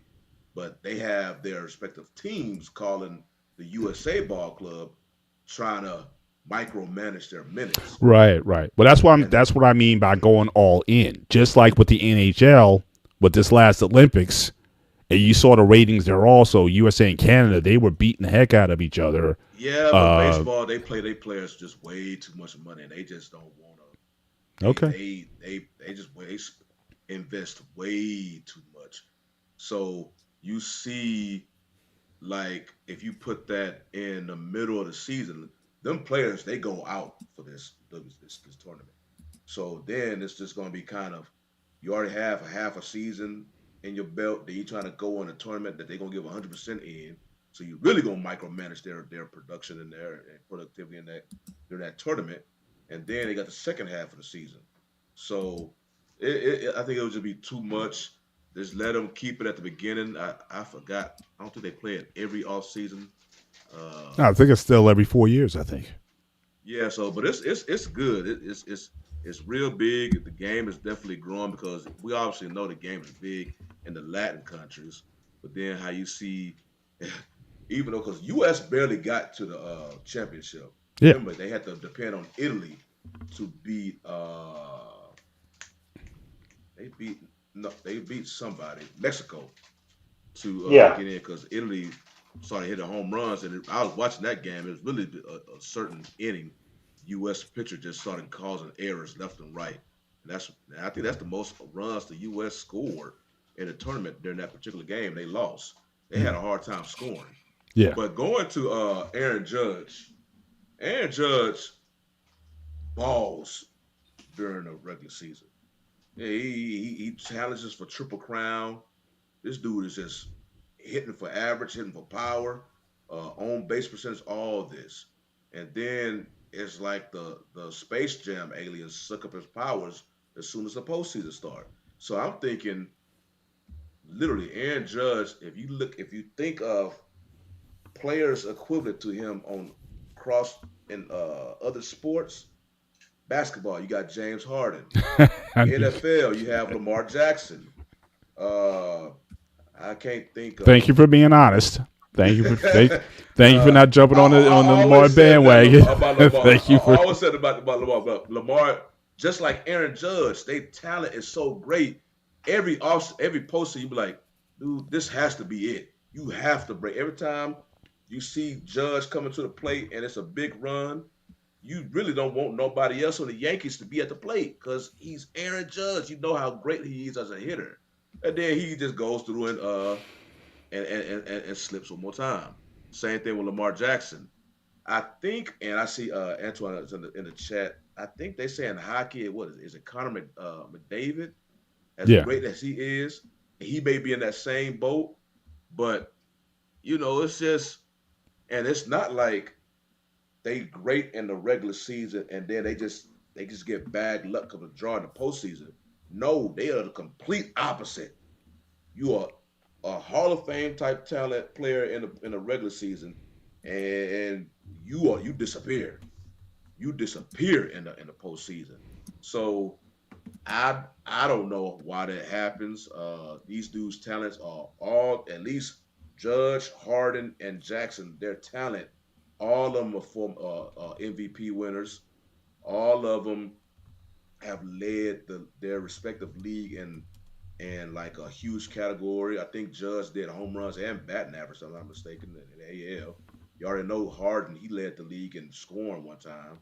Then Lamar Jackson, he be leading the league, like he up there with the percentage and with the passing yards from scrimmage and all that. And as soon as the playoffs get, they talent is just sucked out. They don't perform nowhere. You just want them to perform a little bit. Yeah. But I don't know. It's weird. But as far as the WBC, yeah, it was good, but definitely keep it beginnings before the season because they go all out in it. And you I try to got put you. that in the middle, the All Star, you really gonna be asking for trouble then. I hear you. But again, the All Star game, like I said, it's becoming like the NBA All Star. It's Well, unwatchable. well, no, The I home run think derby is like unwatchable. I mean, it's like who these guys who won't be on it. I mean, you don't have Judge. I mean, Judge used to, at least I'll give him credit. He's not like he didn't pull a LeBron. Judge used to compete in it. You know what I mean? But it just seems like if baseball wants to get serious about growing the game and growing it globally, and you saw that reaction. You saw how hyped the crowd was. You saw just, I mean, it was just, even you're not even a baseball fan. It was like an event. It was a happening. Like I would have loved to have been in the seats for one of those games, just seeing how everybody was just excited and everybody had their country's colors. You could be an American, but an Italian American, you could rock an Italy flag. yeah, You know what I'm a lot saying? of I their mean, just players was from America. yeah, that's what I'm saying. So it's just different. Like I said, it's like the Olympics, and I think certainly them bringing it back in 28 is going to be a good thing. One, it's only 2 years away, and that's why I'm saying like maybe every 2 years you would have it. So thank you for the clarification. Anton said it's every 3 years. If they did it every 2 years, but I was just suggesting again, you give everybody, like I said, a 2 weeks off, just like the NHL did with the Olympics this time. So everybody gets a much longer break at All Star. So again, you can kind of get refreshed and whatnot, and have these guys play. But I certainly understand your point when you're saying that guys are fresher, certainly in the preseason getting ready for it. But Dante, your thoughts on I guess those three. If you want to bring a fourth in, talk about the load management of the players in this thing. So you got Judge, you got the ABS, you got the MLB going all in. So any of those points or anything that I didn't mention, you want to go in, and we'll look to wind down the show after that. Like I said, I don't want to keep you guys on too long tonight, but I definitely wanted to kind of cover this with you guys. Missed you guys last week, so I want to definitely go over this. Man, Judge, I'll say this with Judge. It's like he'll eventually have the moment. I remember Barry Bonds hearing about him in the postseason. Alex Harvey, I mean A-Rod, I remember that as well. So at some point it's gonna happen. At some point it's gonna happen. It gets tougher in the postseason. They're gearing on what you do, scouting reports, all the preparation is focused on you. Cool. What I say with ABS, I'm not really the fan of ABS with the umps. I mean, I don't want to make the game too much of a computer. Part of human error is a part of everything, And now my thing is, you do have the computers to help convince that if they can find the right way to mesh it and do it. I just don't know if the umpires, because I don't know if they're so stuck in their ways. I don't know if they're gonna really want to go for it because they feel like you've been upstage. Because a lot of times you've seen it. Hey, the call looks right, but they're gonna stick with the call on the field. We've seen that so many times, and their loyalty is so much. I hate it when they have the ref analysts for football. And it's like, yeah, and they stick with the same call or whatever it is. It's like it's clearly there, but you just don't. I don't think there's enough there. So there's that fight. I'd say keep Did you it guys where it all is. agree with the last call? Was that a strike, or do you think that was a ball at the end? Because I heard the both arguments. Say, yeah, it was too low, or the guy's like, look, you waiting for the pitch. You should swing. I mean, if it's close, you should be swinging for it. So did you agree with the call? What a ball! Two strikes like that, you got to put the ball. You got to make contact there. I don't feel like you don't put it on the hump there. Especially at a big point in the game, you got to have your 2 strike approach. I didn't agree with it. So my question with that is, okay, when they mark the ball, they generally are they marking it basically where the ball is caught by the catcher? Because on one of them pitches, it looked like the path took It was in the strike zone, and exactly. then it fell out. Yeah. So that's a good pitch to me. It falls out because it went through the strike zone, and now catchers they frame it.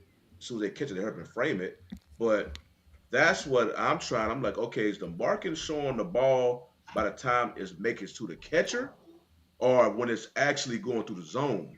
Because those pitches, their path took him through the zone. If it goes through the zone, that's a strike, and that's just a movement on the baseball to make it drop. But that's the thing I'm looking at, because I'm like, I don't. When I'm looking at the path, it goes through the little K zone they be having on the screen.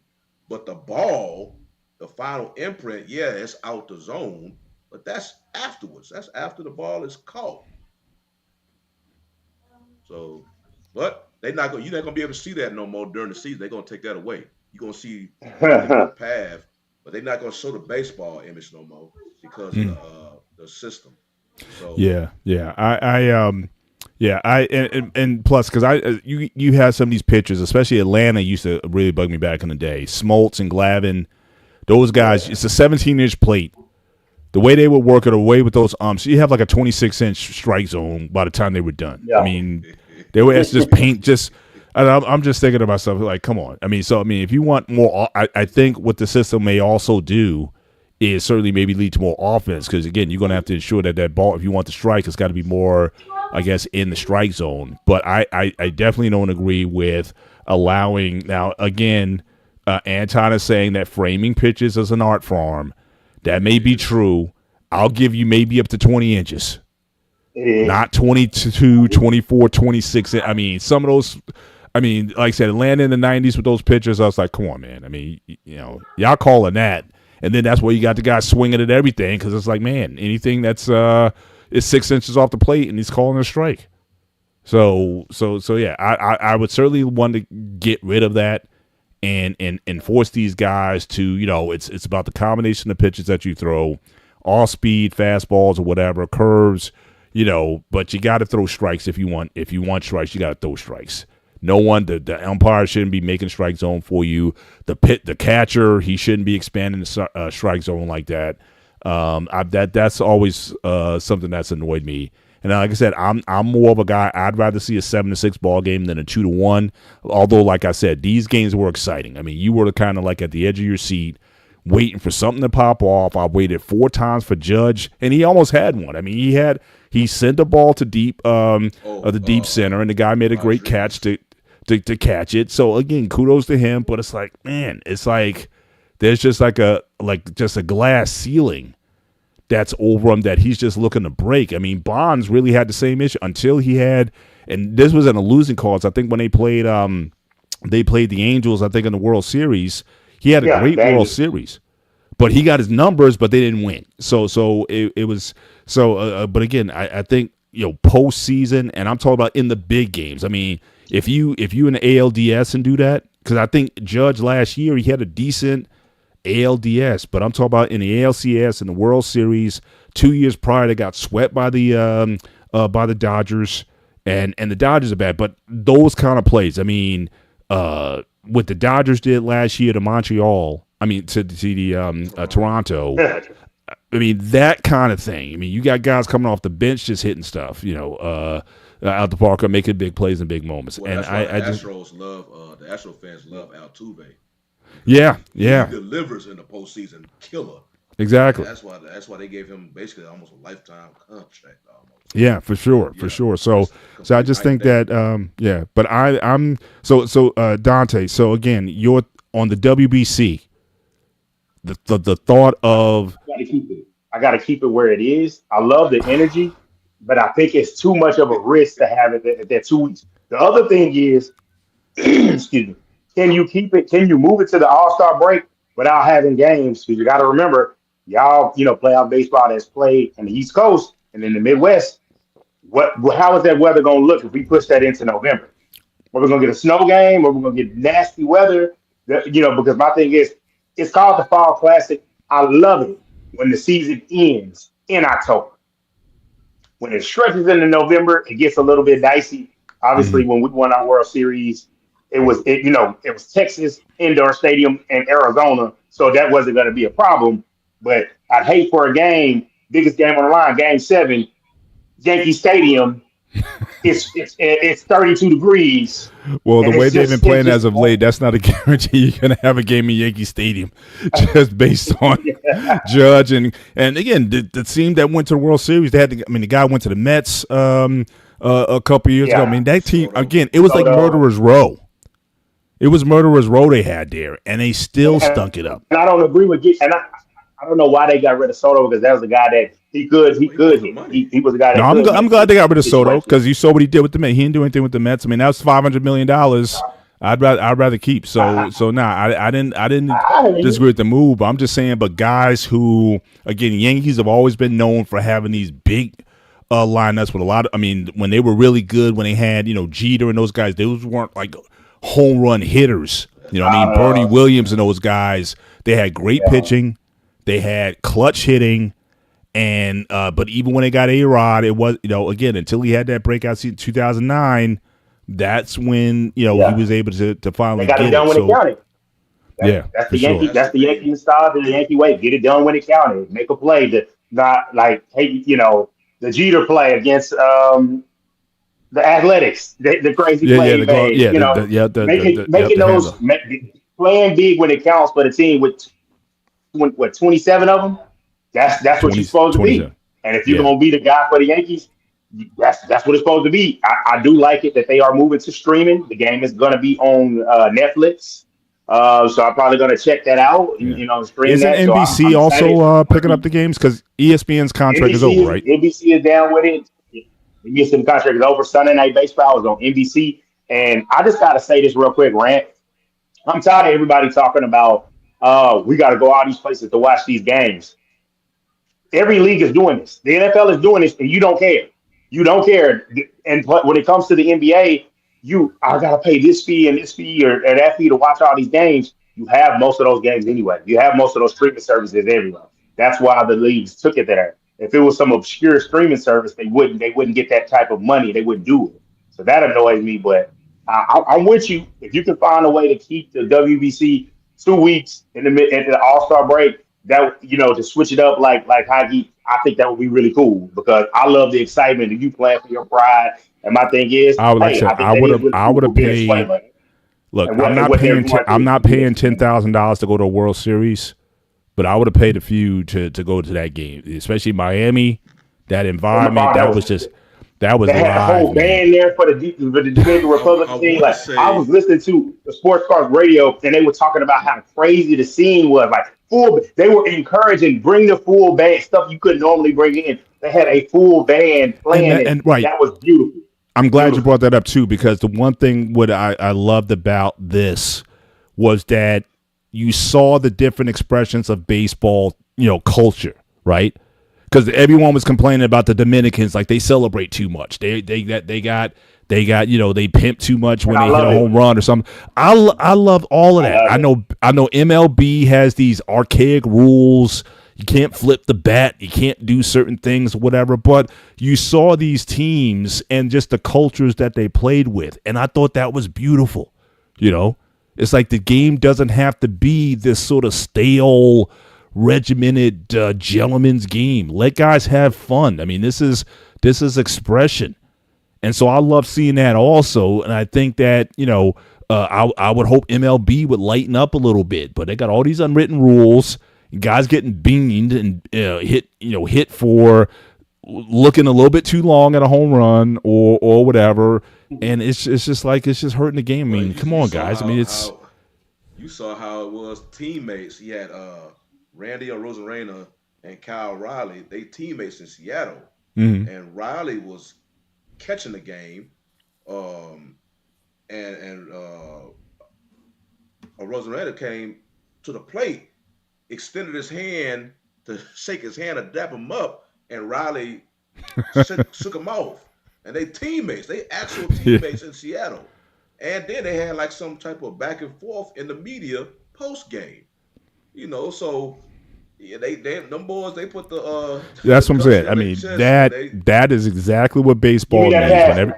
Give me that pass and inject it out. Anytime you're gonna get that, fans are gonna watch like. It's because I remember it was popping up. I was like, "Oh, that's on." I was getting shaved, and they would say, my barbers, "Oh, you follow baseball?" I was like, "Yeah." We would start talking about it, and it's like I'm not a big spring training guy.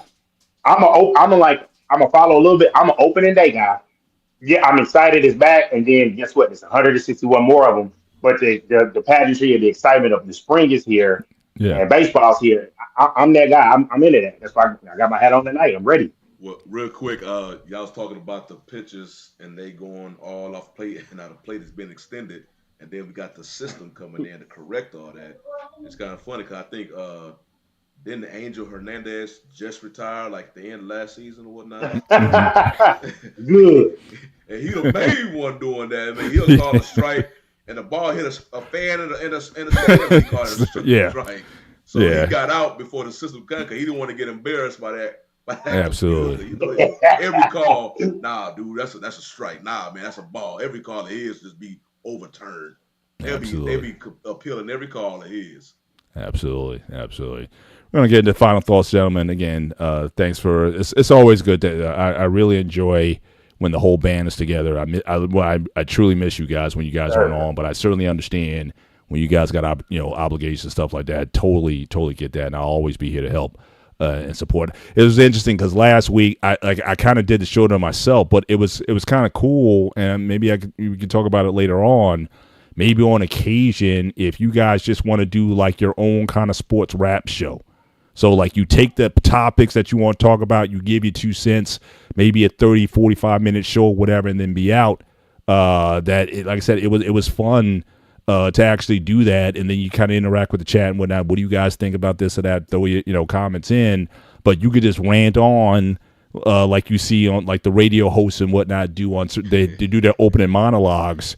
Maybe if one of you guys wants to just have, exactly. So you can, if one of you guys, it may be worth a try. Maybe we can just talk about offline. Maybe getting a schedule together, and you guys take a show, and you guys it's like Dante's Sports Rant. You just go off on anybody and say anything, and it's just and we can kind of go on rotation. I think every once in a while that was fun to do. That was the first time I did something like that, and so I encourage you guys to think about it. That you have your spot, and it's your time, and we'll just support you in the background or wherever you need from whatever you need. Like I said, I'll support you guys also. But that was pretty fun. But like I said, it's nothing like when you get the foursome together, and then we would bring special guests on and whatnot as well. That's also a shout out to Anton for jumping on with me last minute last week to talk about the WBC. We broke into that a little bit as well, so I appreciate him coming on as well. But we're going to get into final thoughts. So, again, I'll start with Dante. It says this is opening season opener, so if you want to kind of preview the season, whatever you want to talk about, we'll go to Dante, Shawnee, and Coach as always to close out the show. So basically to start the season for the Rangers, I mean, I'm getting over to being bummed about Marcus Semien being gone. I'm glad McCutcheon's on the team, though, so we do have black representation. I'm glad to see him there, see what he got at the end. But the main thing I want to talk about, I know we may have lost to the 16th seed. To the number 1 seed. I got to get over Privia and I got to rep. I got to be proud. Look, I know people get mad about the first 4. I critiqued it early on, and then when I saw it, I was like, if they're going to keep putting HBCUs in there, we keep getting wins, and man, that's a check for the conference. Like, That's a check for the conference. It counts as the NCAA win. I'm here for it. I want to say the last couple of SWAC teams have won. I'm glad we could do it.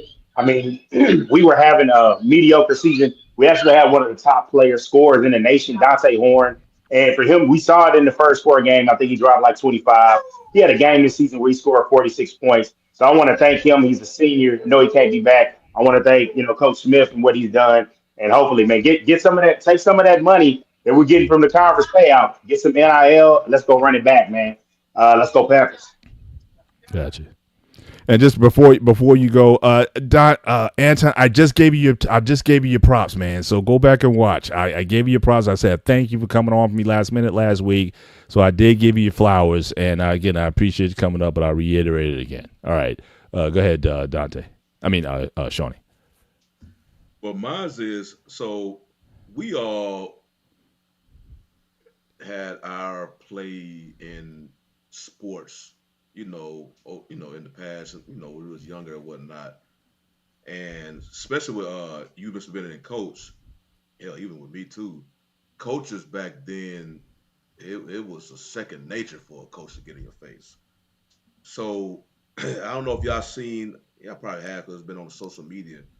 The women's coach. Yeah. So Maryland head coach, Brenda Freeze, getting into her star player's face. And y'all familiar with what's his name? John Boy Media. He always does like the lip reading and whatnot. I've heard it. He's pretty good at, doing, reading the lips and whatnot. And you can kind of see it yourself, but he kind of takes it a little bit further. She was in her player's face, but if you literally read her lips, it's all positive. Just trying to find just positive reinforcement to her player. Just all of this. And still you got people out there complaining for some reason, just because a coach got in her, you can see her player is accepting every single word of it. And plus, it's all positive. She is literally pouring into her player. Nothing negative, nothing just really demonstrative as far as, calling her out. Just basically, don't let this moment pass. Just pure positive.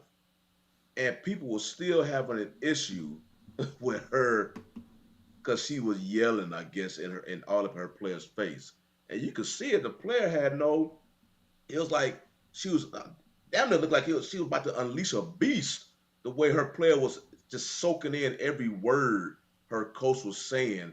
And then immediately when she got back on the court, you saw it pay off.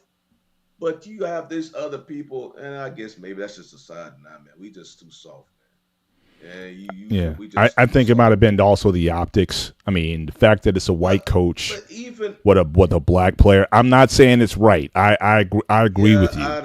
But I think that optics, I think that's still, especially, I mean, it was, like you said, even though she was saying those things verbally, the look on her face was very different than what was being said. But I hear what you're saying. Up her player. I got you. Like, it's one thing if you know how sometimes you see stuff like that and the camera's taken from behind, so you could tell the coach is getting at her player, but you can't. Right. You don't know what she's saying. Well, a camera dead at the coach's mouth, and you can read her lips. It's positive. She just reinforcing her player, and her player is accepting of it. And immediately you saw the benefits of when she got back on the court after that timeout. Mm-hmm. And it's just like, to me, hell, I guess you go on too much of a tangent, because I just hate when people throw out. Cause you brought it up, like just the optics, cause white head coach, black player, and you gonna have people take that route. And like, dude, don't make this into that. When you can I got you. But as soon as I saw it, like I didn't even have to know everything it said, but she was like raging. You already know people gonna take it there. Even though I already knew it was going there. She could have been saying, "You're the greatest player of all time," and I expect more. You could say all that stuff. And I was like, y'all can see her read her lips, and it's pure positive. And y'all I got you. This narrative, and I was like, okay, now what this society is just too soft. I got you. A coach can't even be passionate to their player who is clearly accepting the coaching and every word out of her mouth is positive, and you still have an issue with that. Well, we got a coach on the show, so I know he had those 6th and 7th graders. So I'm sure he was getting all in their faces also and getting on them. Or at least if he didn't, he wanted to. he might have had some restraint, but he wanted to. Your thoughts, Coach, and close us out, sir. Take us home. No, just in reference to that. Listen, we bring it there because everybody talk about how they feel today based on stuff, Shani. And that's the difference between. Times of old and times of new, man. They push everything to be a feelings base. In the military, they have stress cards now. So if you stressed out, you show a card. So it's just unfortunate. People are going to take it the way they want. Sometimes when you hear Duke players talk about Krzyzewski and those players, the first thing they say is, man, he cussed me out. Coach cuss. Now, just imagine Coach yelling at you or a coach that's cursing you. See, so. But let me answer. But even with that, I mean, are those coaches kind of getting weeded out? I mean, we know Bobby Knight. We grew up with Bobby Knight. Yes, and he would throw chair. He would do all. So is that kind of coach still? Is that being weeded out of the game? Not really, because if you win, then they'll dismiss it to a degree. And again. A coach is always going to show a player some form of respect. And like you said, if I'm like in football, when the coach come over to you, he might give you 30 seconds of whatever it is, and he's not over sitting down with you, holding your hand. He going, it's about trying to get into your head, motivate you or whatever. But people on the outside looking like, why is he yelling at him or her? So I can, understand the that. Coaches are changing too. Like, who's the guy? He doesn't coach. He doesn't cuss a lot of which. D'Amico Ryans. He's a passionate guy, and the guys follow him. You have to try to change it. He said, now he's still getting on his guys, but it's not the old school. You MF this, MF that. It's not Mike. It's not Mike Ditka. I mean, I'm saying those type of guys. Parcells. Parcells. Yeah. Yeah, but those are few coaches though that even show that, and they have the winning pedigree. So, but coaches overall don't just go around cursing the player, But the great ones like Lombardi is still to this day. His name is on the trophy, and I've watched almost every Lombardi video biography ever, and he went off on his players all the time. I mean, that was like the standard as far as coaches considered like the greatest coach of all time. But you're right. I mean, guys like John Wooden didn't do it. Tony Dunn. I mean, we can always find the coaches who can. Don't have to go to that, but it just seems like now that is actually frowned upon.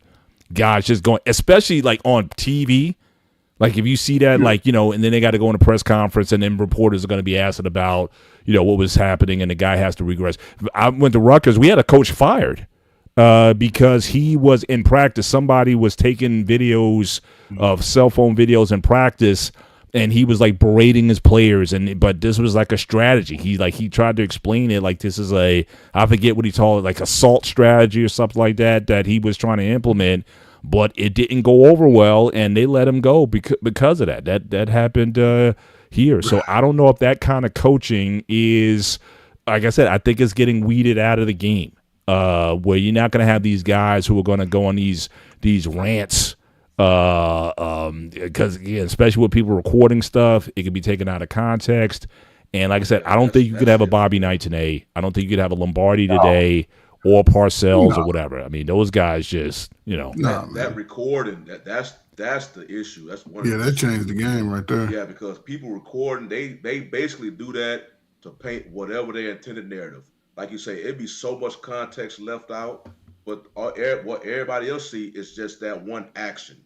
You don't know the conversation before or after, just that one action, and everybody's judgment is based on that clip that's severely missing context. Yeah. So them recording, that's the main. We talking about it now. They're talking about this coach because the TV camera caught her. Even though you can read her lips, they still don't like that. Yeah. Yeah. But then you got to be, as the coach, that all eyes are on you. So what are you gonna do in that situation? Like I said, stuff. I mean, it's different if you're recording in the locker room. That's one thing, but you got millions of eyes on you and whatnot. I mean, Now, it's you remember UCLA coach? I forgot his name. Now, he caught flack. Cause remember, now this was kind of okay. You trying to make a scene. You remember when his player, it was a UCLA player. He had like a flagrant foul per se, or foul, but it was in the act of playing. He wasn't like going out of his way, just in the act of playing, a hustle foul or whatever. And coach called himself getting pissed off. And he literally sent the player to the locker room straight off the court. And he didn't even do nothing. He didn't do anything. He just upset because he got a foul, and he showed him up by sitting down. I'm like, okay, Cole, you trying to humiliate your player. Now that's a line. You want to coach, but you don't want to. He didn't even do. I don't know. Well, we just saw this year, right? The NBA. I mean, Golden State, right? You saw that coach. He's screaming at Draymond, and Draymond just walks in the back. Yeah. I mean, what is that? So even with the Mike Rice, thank you for reminding me. But yeah, I mean, that was something. I mean, if anybody could, I mean, all the stuff that Draymond has done over the years, and at one time, because people say, why does Steve Kerr put up with all of Draymond's antics? He finally has enough and checks him, and then Draymond just walks off the court in the back.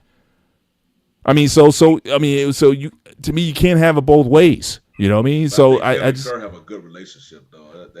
But again, you leave the game. The game is going on.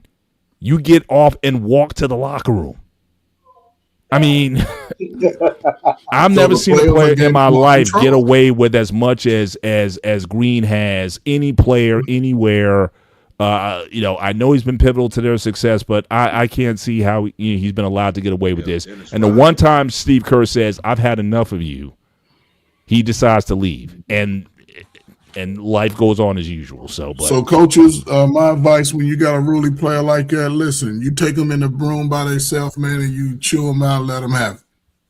You let them have it, man, because sometimes, and people that you know what players you can talk to like that. That's the thing about coaches, right? They know who they can talk to like that.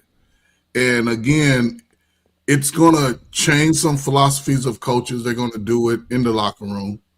But those players and coaches that have those type of relationships, those are the longest lasting relationships after they leave the school. Those are the most impactful relationships. But what about, again, the Draymond and Steve Kerr situation? They'll forever They've be been together friends. forever, too. So that was the last thing I would expect for that to blow up after all they've been through together. You're talking about two men, and they, you know what I'm saying? It's different. You're talking about two grown men, and Draymond has always been one of those boisterous type of guys. So it just gives a bad image, but those relationships, man, are some of the best relationships you build because they win together, they play together. Are we just going to have a whole bunch of players giving their stress card in the game when the coach tell them play defense? Stress card. Coaches may need a stress card after some time. You never know, but man. All right, guys, we went into a little overtime. I was trying to end the show early, and obviously we went into overtime. Thanks a lot, Shawnee. But good topic. I like the spontaneous of it. But we're gonna get out of here, guys. Stay tuned on the network. Our guy Tarus is coming up right after us. So stay tuned for his show. And but we'll definitely see you guys next week. We'll get down to the Elite Eight or Final Four by then. So we'll get all of the action in. But again, we appreciate you guys being with us tonight. Our guy Anton, thank you for holding it down in the chat. Our guy Big Ruckus also got into the chat tonight, and all the new guys that we saw in the chat tonight. Appreciate you guys being here. So for myself, for Shawnee, Dante, and the coach in the building, this is the One-on-One Sports Show here on the Black Man Unfiltered Network. Make sure you hit that like button as you leave the show. But until next time, take care, God bless, and we will see you next week. Good night.